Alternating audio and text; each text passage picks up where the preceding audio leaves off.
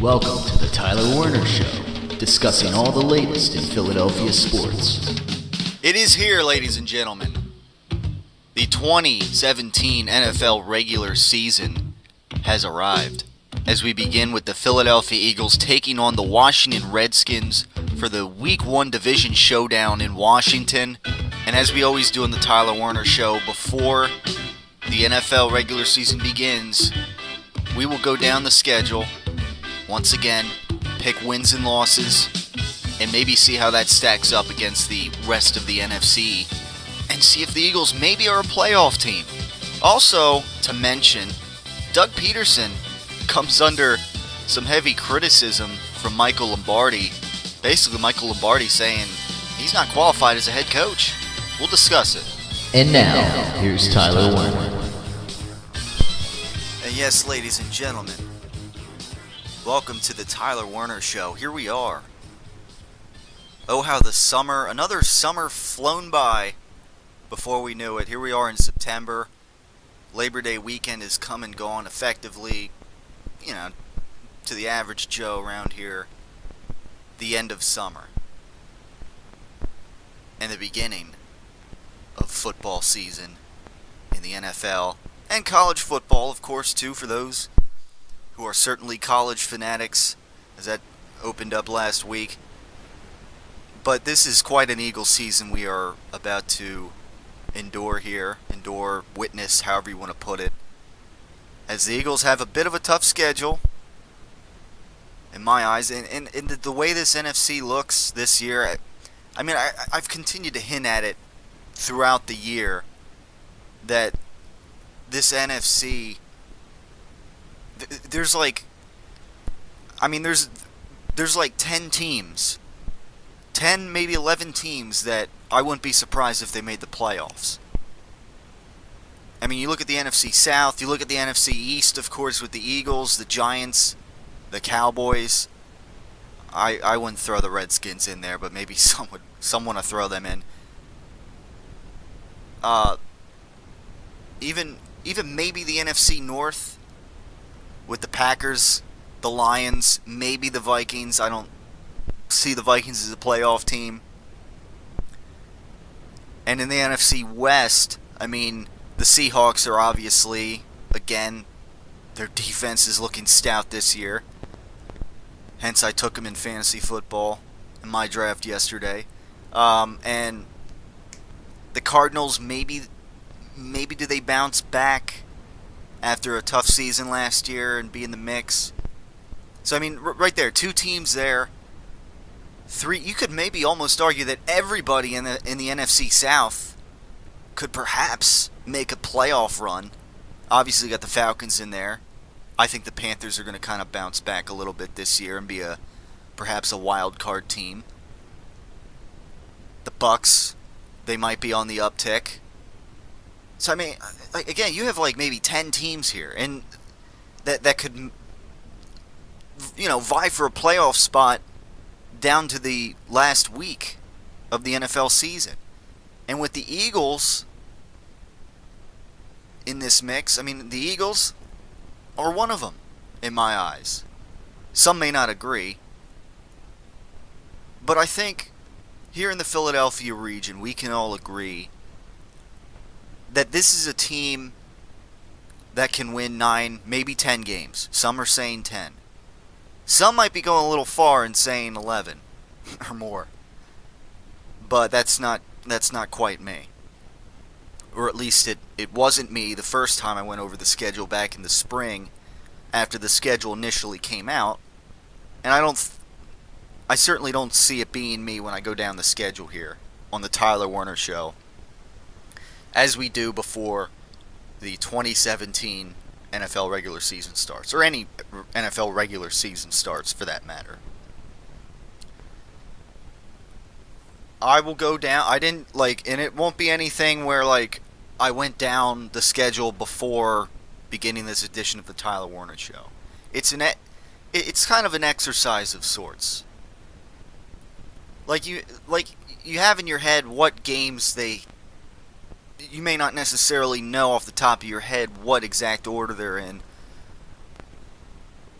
and it's different than sitting down and actually going through. But it's one of those things that, like, you kind of have the games in your head, but going through the whole thing,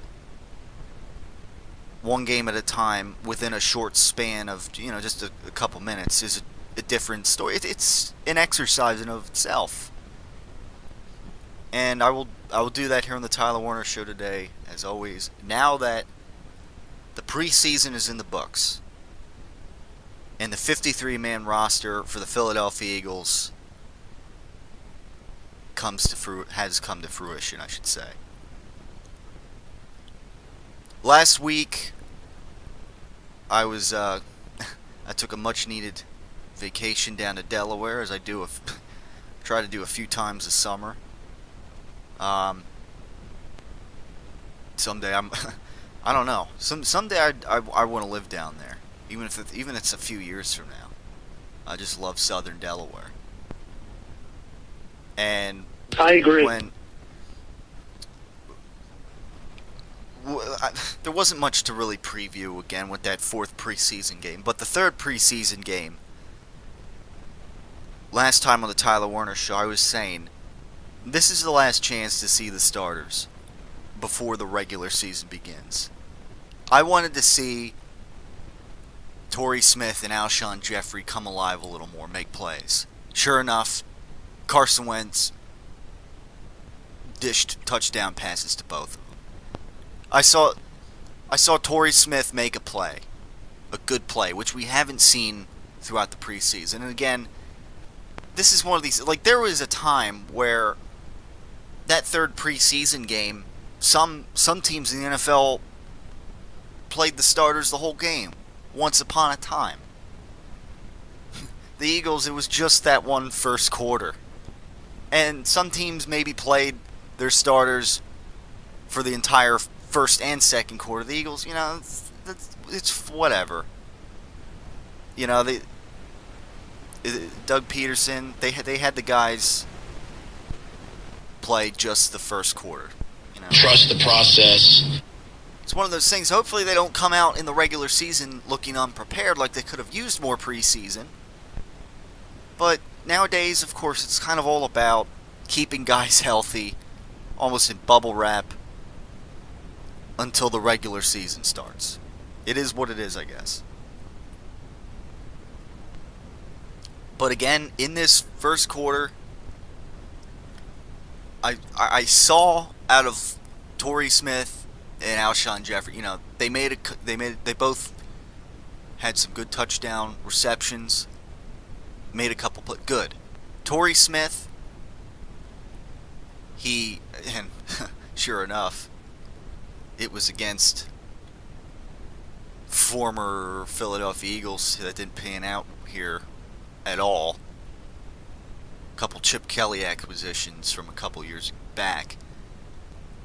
And Torrey Smith, to use the cliche, he took the top off the defense, or whatever. Whatever the cliche is. And that's what we, he has that speed. That's good. That's what I wanted to see. Against better secondaries, maybe that doesn't always happen. But occasionally, he's a guy that it looks like he can stretch the field a little bit, which the Eagles have been lacking the last few years. That kind of guy. So that's what we wanted to see. And then Alshon Jeffrey, again, a guy that can be a good physical receiver in the red zone and can come down with the ball. That's what we want to see. Hopefully he can stay healthy and ultimately give Carson Wentz that primary receiver option there in Alshon Jeffrey that he didn't really have last year, to be frank.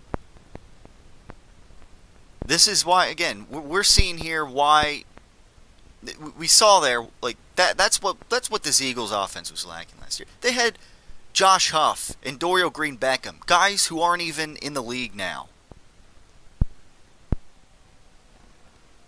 And that's what they needed. They needed to get. They at least need to make a market improvement. maybe they don't have Julio Jones or Antonio Brown necessarily, but I think they made out pretty well with that free agency period and what they had on the market. And they made a decent step forward, it looks like. And hopefully this tandem, again, improves Carson Wentz in his second year of development. As for LeGarrette Blount, I think the number is 27 carries and 56 yards or something like that, or something like that in the preseason. He had an 11-yard carry, I believe, in that game where, it looked like he kind of hit the hole fast. Whether or not he's lost a step or not last year, I guess remains to be seen as the regular season plays on. He had a couple 5-yard carries, and other than that, he was averaging like 2 yards a carry or so. That's not to say that in New England he had a great all-world yards per carry number either. But that's the thing. Like, he is known for a guy that when they need a short yardage situation, he's going to be able to pound through and get the first down or get into the end zone if they're on the goal line. I don't know. We'll see. But the way it seems, this team is going to be a running back by committee. I don't know. Again, they're going to mix Sproles in there in his last year, according to how Sproles basically said this is his last year. Wendell Smallwood is in the mix, and Corey Clement has made the team. This is very much so a running back by committee. They're going to, LeGarrette Blount, maybe he was that primary back for the most part last year at New England. I don't think he's nearly going to get the carries. And again, we've seen in this preseason too that the Philadelphia Eagles, the play calling has been fairly pass heavy out of Doug Pederson. That's something that it's preseason, so who knows? But it's easy to see, like, when you don't have a solid number one running back that you can rely on, which the Eagles, to me, don't. It's easy to that's the limitation here. Now, I don't know if how this running back committee. I don't know. I don't know if. I don't see it, but I don't see Smallwood coming out of the woodwork and maybe emerging as a number one back. And Corey Clement, I don't know either. He's looked good in preseason, but we've seen that enough. Where guys have looked good in the preseason, and then the regular season comes along, and they're just not the same.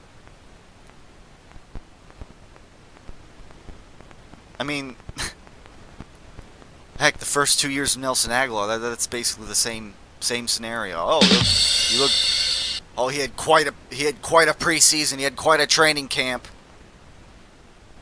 And then then he's dropping every other pass last year.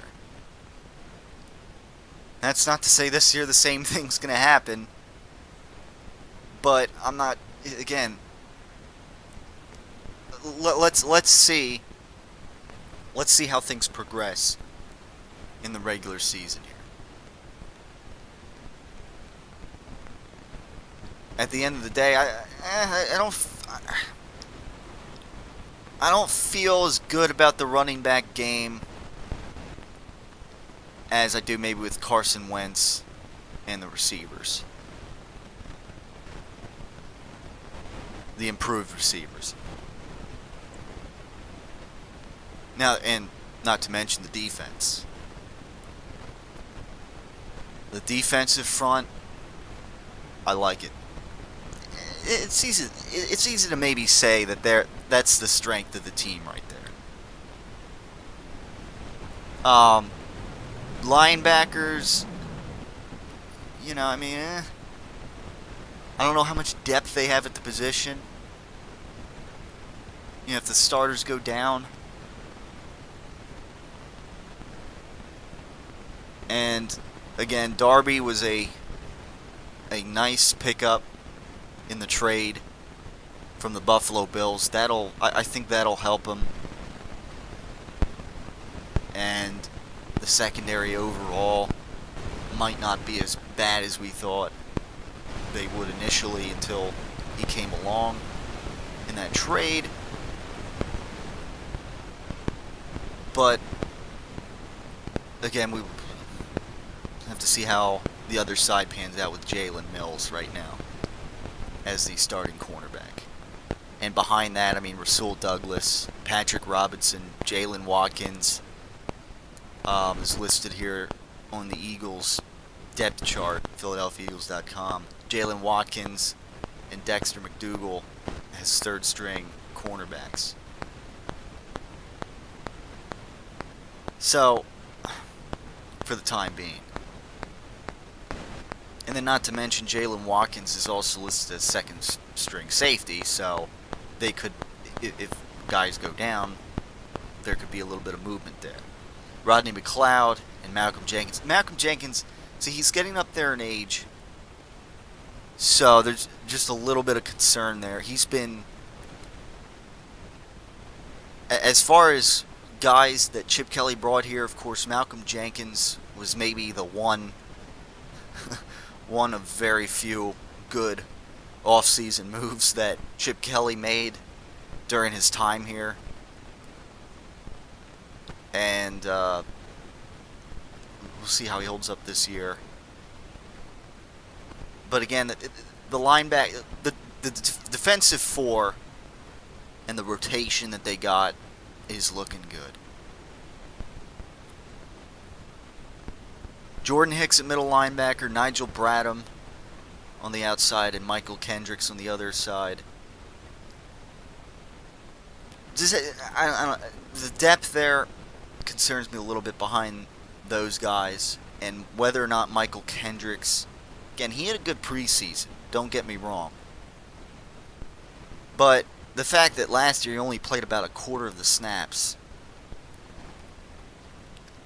it's just a bit concerning. Last couple of years. And when we thought he was going to be dealt away somewhere during this offseason, here he still is on the team and is currently a starting outside linebacker on the Eagles. Alright, so we're going to hit the first break here. And we're going to come around on the other side. We're going to go over the schedule in a little bit on the Tyler Werner Show. And we're going to get into this Doug Pederson audio. Well, the Michael Lombardi criticism of the Philadelphia, in that Doug Pederson is not a qualified head coach. That he's like the lead. I think he said, we'll play the audio in a second. I got to hear it again. And then that, and Doug Pederson's quick response, short and sweet, kind of taking the high road. So, ladies and gentlemen, stay tuned for more on the Tyler Werner Show right after this.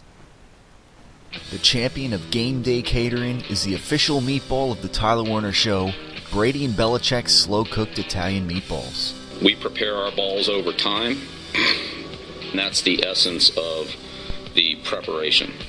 On top of that, another trademark of Brady and Belichick's slow-cooked Italian meatballs is Brady's signature rubbing process. When I pick balls out, to me, they're perfect.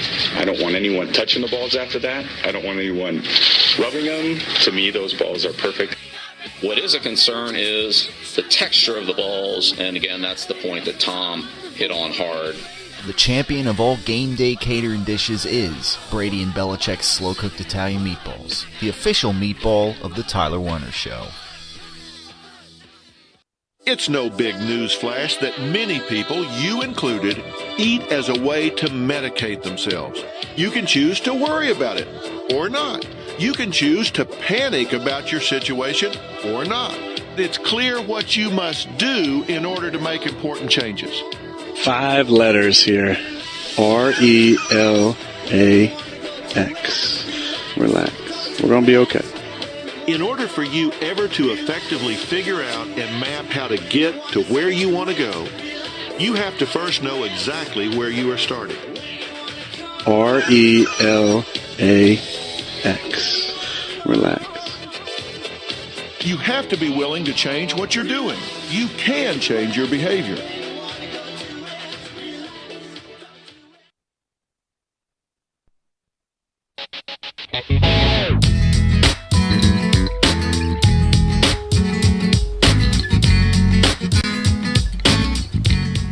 We're back on the Tyler Werner Show. Another summer has come and gone. Hard to believe. I mean, the weather even started cooling down a couple of weeks ago. Even the month of August overall was pretty mild. And, I mean, needless to say, hurricane season, I mean, has been in full force. Obviously down in Houston. I mean, it's been rough, and this Hurricane Irma, I mean, if it hits Florida, right now, it's the size of it is like the size of Florida as it comes across the Atlantic Ocean. And there was, I don't know, when I was down in Delaware, there was talk with my pop and some talk that maybe this cold front might be able to push it kind of back out to sea. But if it keeps going, I mean, this is looking insane. The Tampa Bay Buccaneers and Miami Dolphins game that I guess was set to commence this week in week 1, they were talking about having the game at Lincoln Financial Field, as the Eagles will be on the road against Washington in week 1, and now I guess they're moving it to week 11 or something. I don't know. I have to get an update on that, I guess. But this is a, hurricane season unlike I can remember. The way, especially if this Hurricane Irma hits Florida the way they're saying. I mean, maybe even some in the Gulf Coast. It's looking insane. Evacuation from Florida, northbound traffic will be insane. I mean, it's kind of scary in a sense, for lack of a better word. And my thoughts go to all those who are obviously dealing with the effects of Hurricane Harvey down in Houston, and dealing with dealing with the thought that there could be a Category 5 hurricane this weekend that can just ravage through and tear apart buildings everywhere in the state of Florida. It's not a fun hurricane season. That's for damn sure. And so we're moving, and here we are, another rainy day. We're getting some rain certainly lately. We've had no shortage of rain over this summer. I can't ever remember having as rainy of a summer as we've had this summer. And here we are. Week 1 is upon us. Fall. It's gonna start getting into the 40s. I saw the next few nights coming up ahead here. At least in where I'm at in eastern Lancaster County. And we got week 1 upon us. with the Philadelphia Eagles taking on the Washington Redskins. Quite a great way to start off the season, a division rival. A lot of teams start off, the Cowboys and the Giants are going to take each other on. The Cowboys, of course. Ezekiel Elliott's suspension has been upheld, which means he's going to, for those who haven't heard already, those who have been keeping track, and I'm sure many of us would agree that, yeah, like, please be suspended 6 games. Not because he's a great player, and it's not like the Eagles are even going to play him until the second half of the season anyways, and then for the second time, the very last game of the season. But just, you know, for this kind of offense, where Roger Goodell, I mean, I'm critical enough of, I've been critical enough of him, and I think rightfully so, as with his tenure here, but yeah, 6-game suspension. I don't want to see it. I mean, I know people want to say, like, oh, like, there's not enough evidence or something, and Goodell's in a position here to make the call where this looks bad enough. Alright, and maybe there's going to be more in court that is done here, but at this point,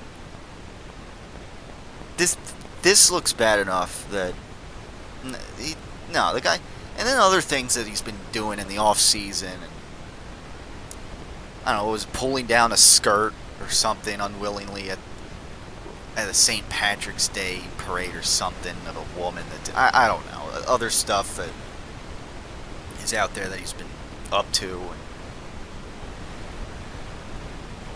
And, the guy's just kind of immature. I mean, maybe not kind of, but he's been known to be doing some bad stuff. So the suspension's gonna be up. So it looks like he's going to play in this season opener against the New York Giants. So that's interesting. But then I guess games 2 through 7, by the looks of it, for right now, if the suspension isn't brought down, which I don't want Goodell to give in on this at all. Keep it where it's at. Looks like he might not be playing weeks 2 to 7. The Eagles, of course, won't be playing the Cowboys until later on the schedule. We'll go down with that shortly. But I wanted to play this audio here for those who haven't heard it.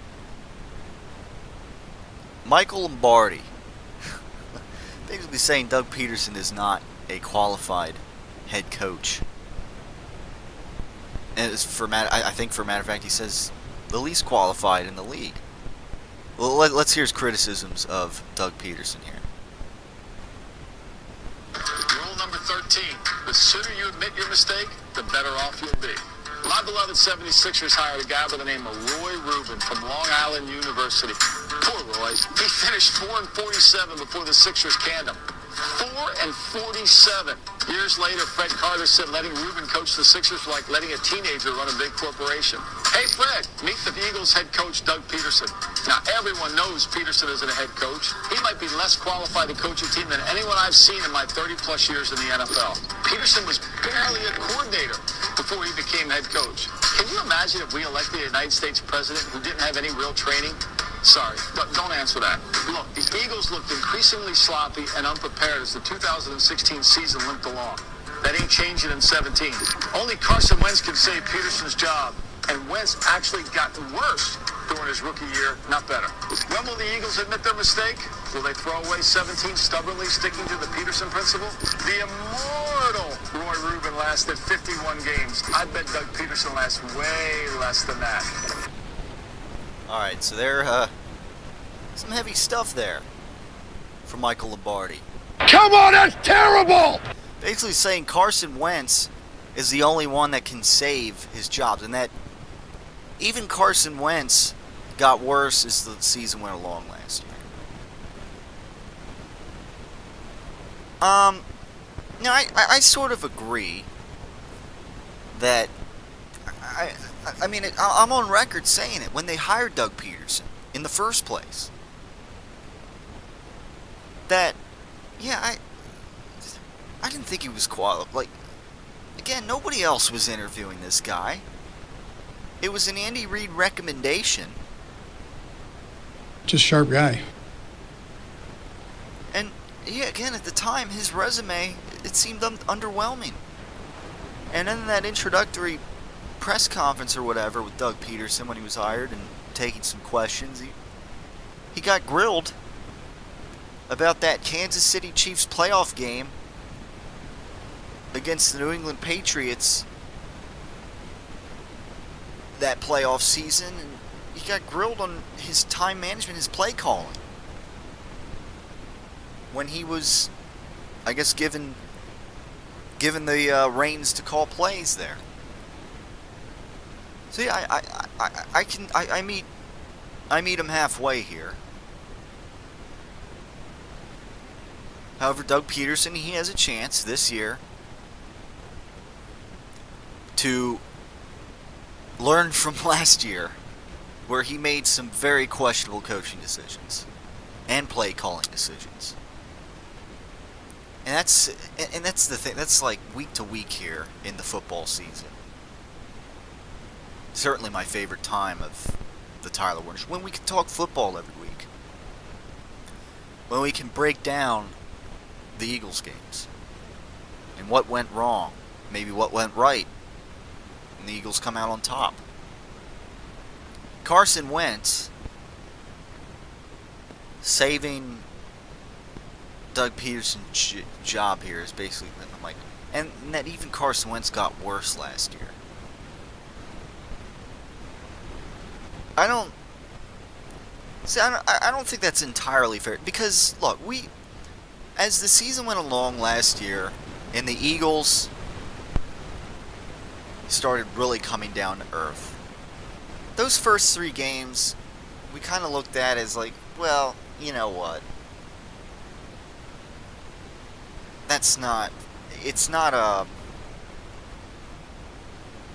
those were kind of aberrations, I guess, for lack of better terminology. Because at the end of the day, the Falcons went to the Super Bowl. The Pittsburgh Steelers went to the AFC Championship. And the Browns in week 1 were the stinking Browns, for crying out loud. So it's one of those things where over the course of the season things change. I mean, the Steelers last year, they were mediocre. I mean, I think at one point they were like 3-4 or something. I forget. And the Ravens last year, they started out pretty hot. And it's the Vikings. And neither team ended up in the playoffs. So I think the fact that the Eagles started 3-0 and that Carson Wentz looked great. Look, in that rookie season, teams adjusted to him. It's not like Carson Wentz literally got worse. Statistically, yes. I mean, I think the one good play that Nelson Aguilar had last season, too, was in that Cleveland Browns game. And if I'm missing any others he had in those other games, then shame on me. But I remember he had a pretty nice long touchdown reception in that game. And that Pittsburgh Steelers game, I remember vividly. Sproles was like the man in that game. He goes, Sproles! Yeah, and the defense was pretty lights out good in that game. And if I'm not mistaken, Le'Veon Bell wasn't playing then either. So, good teams figure it out. That's the bottom line. And the Steelers are a very good team. The Falcons, they were a very good team. Great team by the end of the season. In the Steelers, you can kind of say the same thing. They really turned it on. So, I don't want to look at those games and then look at the rest of the season and then say, oh, Carson Wentz got worse. Things even out. That's the way I look at it. Teams adjust, and that's what happened. And Dorial Green Beckham and Nelson Aguilar on the outside show that they're inadequate on the outside. And the running game left something to be desired. And the offensive line, without Lane Johnson, and with Jason Kelsey having a very suspect season last year, started to show. And the secondary that may have been actually alright in the first few games started to show its weakness. Or weaknesses, I should say, as the season went along. The Eagles were not a good team. It's not like they were supposed to be a playoff team last year and just got worse. It may have been an illusion in the first few games. That's what we've learned. And unfortunately, we've learned that a lot here with Philadelphia Eagles teams. When things looked like they were trending in a perhaps Super Bowl run direction in recent memory, maybe seasons with Michael Vick under center before Andy Reid was and a couple Chip Kelly seasons, things would go out the window. So I don't think that's totally fair. That Carson Wentz got worse. Let's see how, again, let's see how he plays this year. The running back situation, again, I mean, I don't even know if it's I mean, it might be slightly better, if anything. I mean, maybe LeGarrette Blount might stay a little healthier than Ryan Matthews. But, and maybe, I don't know, maybe with Corey Clement in there. Maybe overall, and maybe Wendell Smallwood now that he's, another year in. Maybe they look better overall.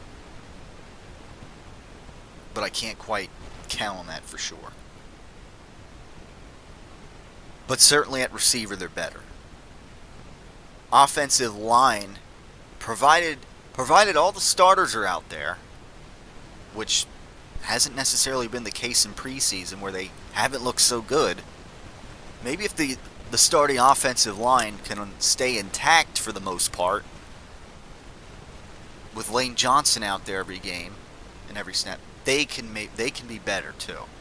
So overall, and then of course, year 2 growth with Carson Wentz. Maybe year 2 growth with Doug Pederson, perhaps calling plays and being head coach. You juggle both things at the same time on the sideline.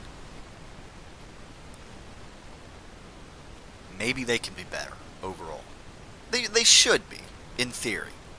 And if they're not, then that's where we're going to be calling for Doug Pederson to be fired and whatnot.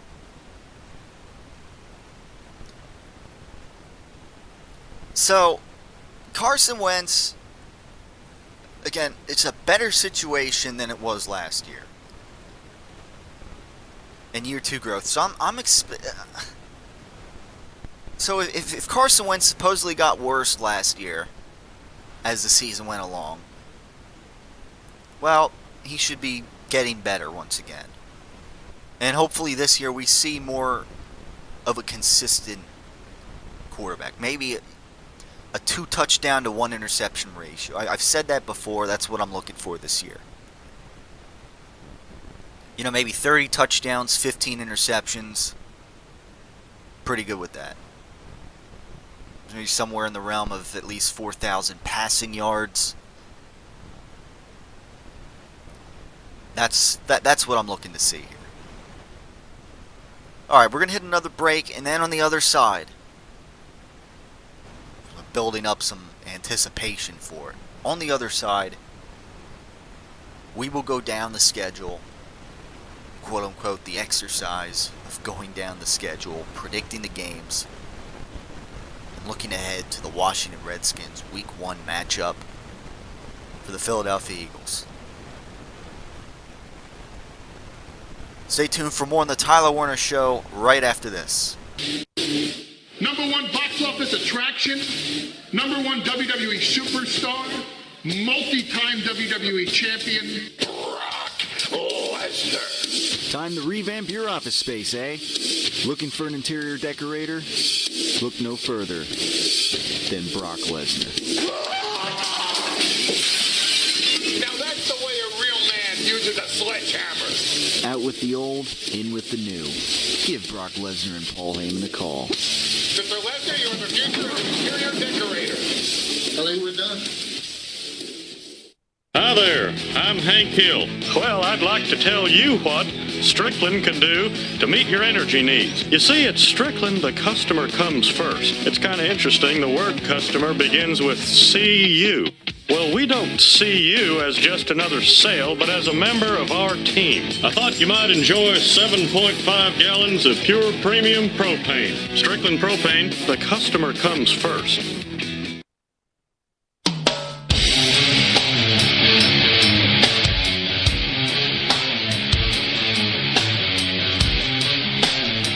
Somebody here, Mr. Lurie, Howie, the guys thought I was qualified, so in my opinion, that's good enough for me. Again, this organization is behind me 100%, and again, I think you could ask the guys in the locker room, and that's my concern, that's my focus.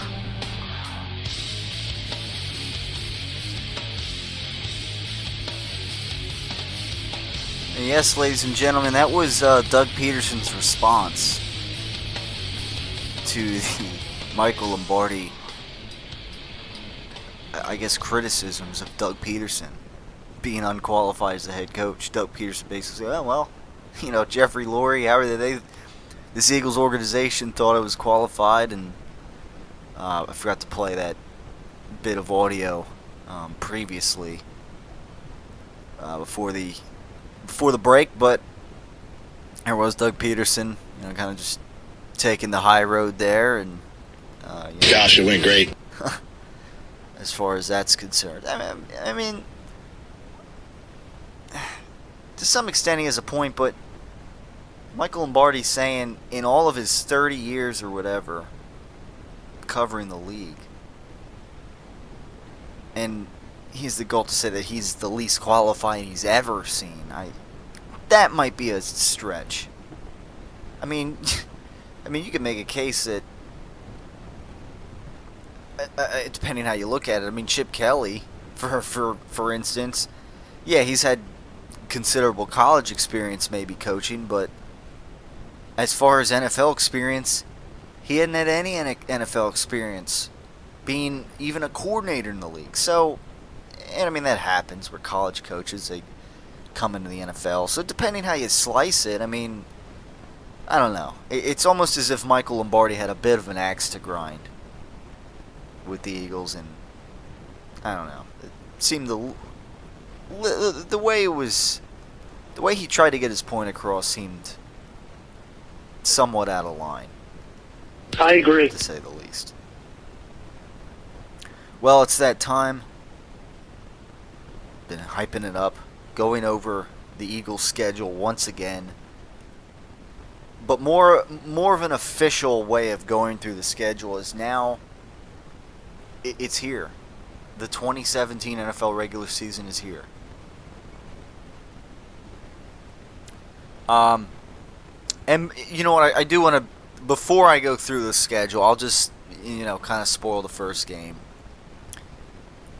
And I think originally I had this as a win, but the Eagles, I have them beating the Redskins Week 1 at Washington.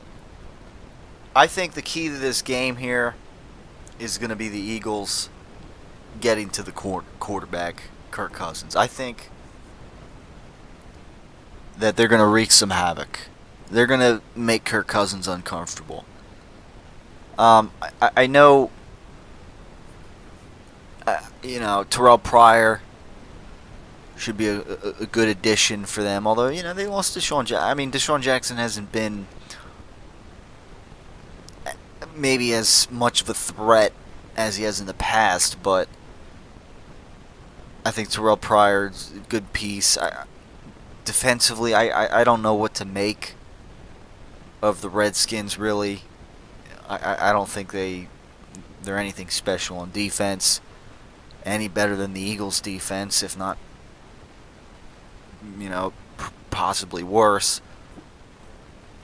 I think the front four especially will get to Kirk Cousins, make him uncomfortable in this game, and I think the Eagles are going to have their way with this one and get off to a good start, 1-0, to kind of spoil that game one of the schedule and puts the Eagles at 1-0. But now, what I'm going to do is go down the rest of the schedule. The exercise, quote unquote, of going down, picking wins and losses, kind of just the ebb and flow of the regular season, my instincts right now. So here we go. So week 1, Eagles beat the Washington Redskins. Week 2, the Eagles go down to Kansas City. Big Red, Andy Reid. And I had the Eagles losing that game to the Kansas City Chiefs. It's going to be a tough one. Then they come back the following week and host the New York Giants. And I'm going to say that they beat the Giants. This is going to be an important first 3 games of the season, without question. 2 division opponents. But then the following week, they go on the road to the Los Angeles Chargers. That's going to be a tough one, and I have them losing that game. Long travel. They're coming off of a big win against the Giants.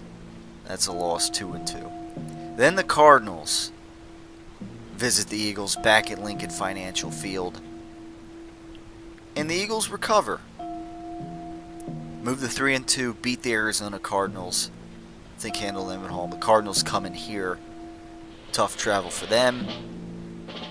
And I don't think the Cardinals necessarily are going to be any better than they were last year. Probably in the same realm of 8-8 maybe. It's probably Carson Palmer's last year. Larry Fitzgerald is getting to the end of his career. So, that's what I see out of that. Although, can they defend and contain David Johnson? Remains to be seen. Then the following week, a tough game. The Eagles at the Panthers. I have that as a loss. 8:25 game. 4 days later, quick turnaround for the Eagles. Loss. That puts them at 3-3. Then the following week, the Redskins at the Eagles. Extra time in between here for the Eagles to prepare for this game, rest up. And at home, I think they're a better team than the Redskins, and I think they're going to sweep them this year. And that'll move them to 4-3. So win-loss, win-loss, win-loss, win here is what I have so far. The next week, the 49ers come to visit the Eagles. Another win for the Eagles. 5-3. A third straight home game, the Broncos come to visit the Philadelphia Eagles. And I think the Eagles lose to the Broncos here. Tough game, tough situation. Well, maybe not a tough situation, but they're going to be coming off of a couple of wins. And I think the Broncos are just going to come and win that game. Puts them at 5-4. Then the Eagles go on the road against the Dallas Cowboys, an 8:30 game. By this point, Ezekiel Elliott will back, the Eagles lose and are 5-5. Second straight loss. But then the following week, the Bears visit the Eagles. The Eagles win that, and the Eagles will move to 6-5. However, the following week, the Eagles at the Seattle Seahawks. That is going to be a tough game, as it always is when the Eagles go on the road to Seattle. That's a loss. 6-6. The Eagles' playoff hopes are a bit in trouble at this point. The following week, they got to travel to the Los Angeles Rams. And it becomes a question of, are they going to come back home and then go back out to the West Coast? Or are they going to, I don't know, shelter up over there? Regardless, the Eagles are going to bounce back, and they're in a bit of a desperate situation. And they're going to move to 7-6. The following week, however, at the New York Giants, tough loss. Revenge situation for the Giants at New York. The Eagles now move to 7-7. They can't lose another game. And with the game in Philadelphia on Christmas night, evening, whatever you want to call it, 8:30, the Raiders come into the Philadelphia Eagles. A lot of people are calling this. I have the Eagles winning this game. I don't know if the Raiders are going to have another 12-4 campaign like they did last year. They might be in the mix again, but Raiders come into the Eagles. I have the Eagles winning that game, although it is a tough game. Then the Dallas Cowboys coming to the Philadelphia Eagles. Revenge situation for the Eagles to end the season on New Year's Eve. The Eagles win. And effectively, they finish 9-7. I believe, if I'm not mistaken, this is what I had them finishing when I originally went over the schedule in April, when it first came out. Now, a couple of games, I'd have to go back and listen and compare. A couple of games I may have changed on. I think originally I might have had the Eagles losing that game to the Raiders, but, upon further review, they're going to be in a desperate situation coming off that loss against the Giants at that point. Raiders traveling over here. And then you got to look to another swing game. The Broncos come into the Eagles. If they could win that game, that could change things. Definitely. That may open up the possibility for them to finish 10-6 if they beat the Broncos. If they could maybe steal that game against the Chiefs, I don't know. That's another swing game.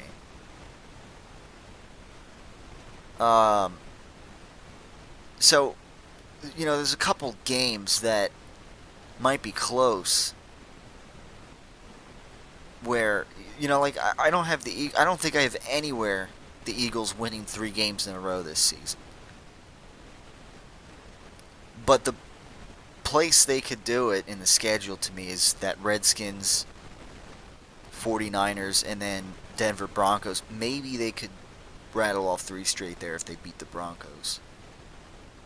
Because I think they beat the Redskins a second time.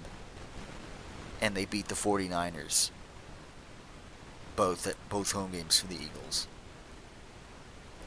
So those are a couple games where if they could win, that I don't have them winning, that could make them a playoff team.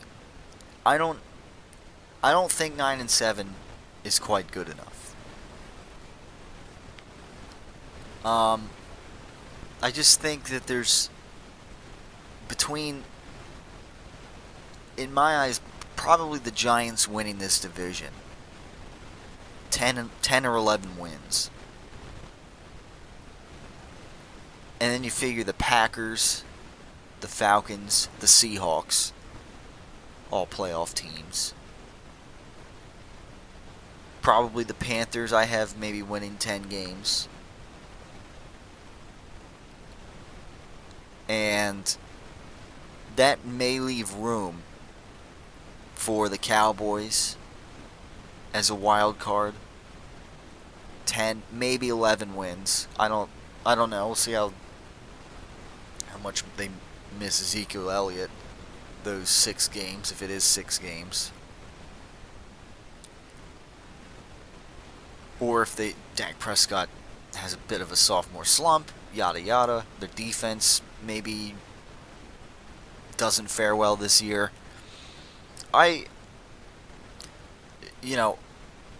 Dallas, I mean, if it's one of those things. They win 10 games, they'll be in. And I think there's going to be a wild card coming out of the NFC South. The Lions could be in the mix. Maybe the Cardinals. Maybe another team in the NFC. Maybe the Buccaneers. And maybe the Minnesota Vikings. But I wouldn't totally count on it. And the Eagles will be in the mix for sure. But whether they win that 10th, get that 10th win instead of 9th, they may need a 10th win to get in. I don't know. If they win 9 games, there could be a few teams that win 9 games where only one 9-7 team gets in the playoffs. If that's possible. But I see everyone 10, 11, 12. I don't see anyone winning 13 in the NFC. But I see a lot of teams that there's going to be a couple games separated that are all in playoff contention. The only teams I don't see, probably the Rams, the 49ers in that division, sub 500 teams. The Bears, the Redskins, maybe a 7-win team at best. Maybe the Saints. Although, what if they bounce back a little bit after a couple of down years? I don't know. But there are not too many teams I'm looking that are in the basement. That are going to be cellar dwellers in this NFC this year. So it's going to be a tough schedule for the Philadelphia Eagles. We'll see what happens. Redskins, I have this as a win. And they're now road favorites against the Washington Redskins. The line has shifted in the Eagles' direction. So we'll break it all down and discuss on the Tyler Werner Show next week. Break the Eagles game down. Oh, and to some extent, I guess I should kind of give some kind of special announcement in regards to me and radio and the Eagles for that matter.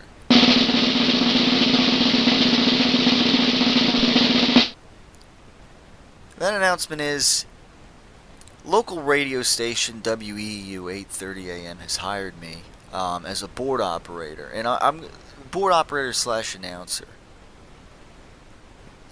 in the Berks County area out here, and it kind of the signal of the station actually reaches pretty far, even down towards the Mason-Dixon line, because I was tuning in a little bit, and I was technically in Delaware, and I was getting the station in before I crossed over the Mason-Dixon line on my way back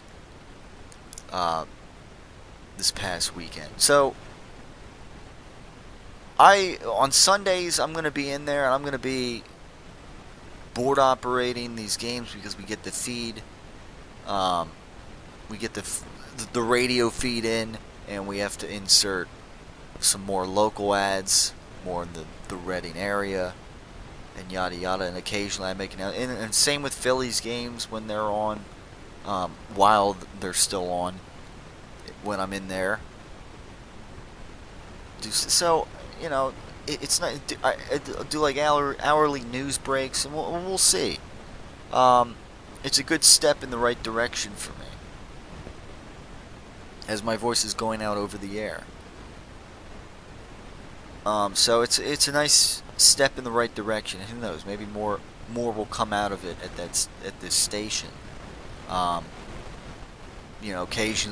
Occasionally I'll be asked to maybe fill in other shifts, maybe asked to produce phones, yada yada, whatever else. I'm looking forward to it, and it's I occasionally have my critics. They're out there, it was like a month ago, somebody or so in some jack off, if I can use that.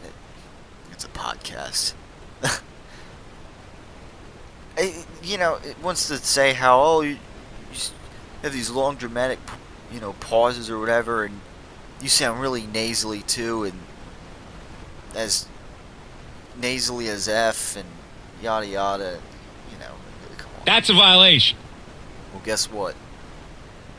This nasally as F, whatever, is on the radio, and actually it's not just somebody that sits around and just tries to pretend that I have some kind of field degree in the field of radio or whatever.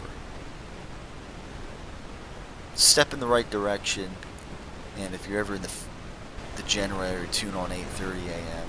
Occasionally you might hear me give some news updates, or who knows, maybe more in the future. But nevertheless, it's a nice career step forward here, getting a foot in the door at WEU, and maybe doing some more down the road. So as far as this is concerned, the Tyler Werner Show, this episode has come to an end. We are looking forward to the Philadelphia Eagles taking on the Washington Redskins in Washington, hopefully starting the season off on a high note with a win. And we'll talk about it next time on the Tyler Werner Show.